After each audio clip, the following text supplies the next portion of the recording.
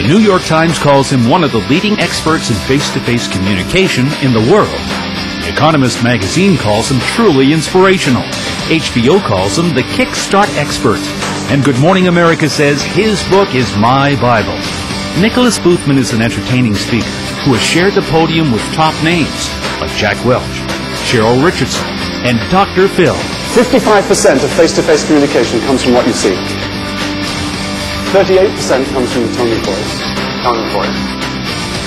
7% comes from the words you use. His books, How to Make People Like You in 90 Seconds or Less, and How to Connect in Business in 90 Seconds or Less, have been translated in more than 20 languages. He's taught his revolutionary technique of rapport by design in Fortune 500 corporations, as well as colleges and universities around the world. It is your attitude more than anything else at the beginning of an encounter that determines the results of that encounter, whether you succeed or fail. What you are about to see are highlights from a recent speech given by Nicholas Boothman to 7,000 business people as he inspires them to maximize the most important 90 seconds of any encounter, be it business or personal, and set the mood for lasting, profitable relationships. How long do you think it takes to decide whether or not you like someone when you meet them for the first time? I'm going to say some numbers. I just want you to clap if we get near, or rattle your jewelry, or stamp your feet. Do you think it takes more than 90 seconds? More than 60 seconds? Less than 60 seconds? Less than 30 seconds? Less than 10 seconds? It takes 2 seconds. The Harvard School of Health Sciences did the best research on the subject. The title of their study was Students Seeing a 2-second video clip of a teacher with no sound came to the same conclusion about that teacher as students who had spent an entire semester with them. Really, they gave them 40 questions, and there were kind of multiple choice. Is this person open or closed, jealous, not jealous? They took one look at a 2-second video clip with no sound. And then the students who'd been an entire semester, and guess what? The answers were virtually the same. We look at people, we make snap judgments about them. But that's not the $1,000,000 secret. We decide whether or not we like someone in the first 2 seconds of seeing them. It's part of our hard wiring. But big deal. So what? Well, here's so what. When you like someone, you see the best in them. And if you don't like them, you tend to see the worst in them. And you make that decision really quickly. If I like the guy, he's enthusiastic. If I don't like him, he's overbearing. If I like the woman, she's kind. If I don't like her, she's weak. When we meet people for the first time, we respond to what we see. And I'm going to prove it to you. I'm going to prove to you that what we see is more important than anything else. Here's what I want you to do. I want you to all stand up, please. Can we bring the house lights up a little bit so we can see each other? Now, and you should be able to see me on these monitors. I want you to do just what I say. I want you to put your arms out sideways. Don't grope anybody unless they ask you to. With the finger and thumb of your right hand, make a circle. Bend your right arm in the middle. Turn the circle towards your face and place it against your chin. Your chin! Please sit down. Thank you. There are actually only 6 things that any of us do on a day-to-day basis apart from body functions. Underneath everything else, there are only 6 things we do. And you're doing them all right now. 5 of them are, you use your senses. We go out into the world every day and we use our senses. We see, we hear, we use physical sensation, we smell and we taste. There's only one other thing that we do, right down underneath everything else, and it's this. We process language. We go into the world and we have experiences through our senses, and we put those experiences into words. And then we explain them to ourselves and explain them to other people. In essence, that's all business is about. All business, no matter what you do, whether you're selling Girl Guide cookies or financial products, is about taking good ideas to market. It is your attitude more than anything else at the beginning of an encounter that determines the results of that encounter, whether you succeed or fail.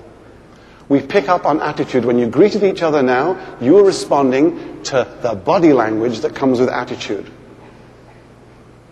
55% of face-to-face communication comes from what you see. 38% comes from the tone of voice. And only 7% comes from the words you use. So go figure, email for starters. Your attitude determines how your message is received.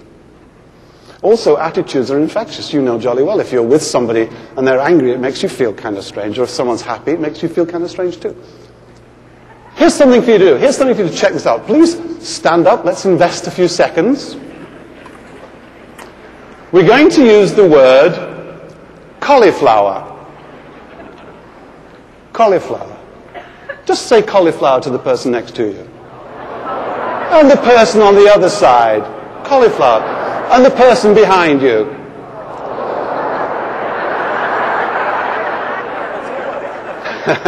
Now then, using voice tone and body language, I want you to say cauliflower to the person next to you as if you're angry.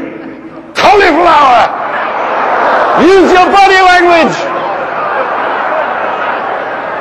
And now I want you to say cauliflower as if you're happy. Oh, cauliflower. No. There's somebody here.